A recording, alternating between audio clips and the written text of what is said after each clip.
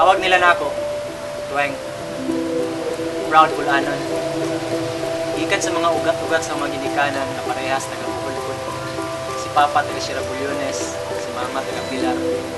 So sa bukid interior siya sa mong gitawag, distansya niya siya sa syudad. Isa ra ka syudad ang naa diri sa Bohol, which is Tagbilaran City.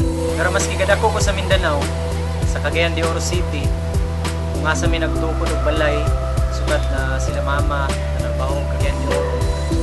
Always may gabiyahe balik sa Bohol, labi na kung namin mga reunion sa pamilya. Sukat sa bata pa ko, natong panahuna, kanunay na ko, nakasuway og biyahe sa mga barko, mga bus. Hangtod karon mas kinakabiyahin ako sa ubang mga isla o regions diri sa Pilipinas, Luzon, Visayas, sa Mindanao. Tungod pud sa akong passion, nagausa, akong hilig sa music, arts and crafts, mga travel sa mga lugar-lugar. Kung asa akong gusto at tuan, always gid ko balik sa Bohol. Feel na ako mangod kay murag.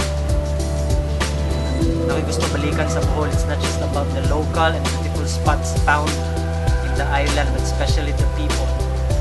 The people around every municipalities, every barangays, every corners.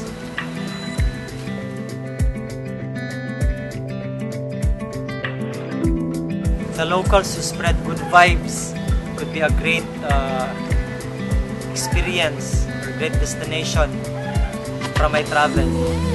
So that is why I would also like to share the experience, how I love Bohol, how I love connecting with people, knowing some of the histories of every interesting places, livelihood, culture, the whole lifestyle that you would probably like to check it for yourself also.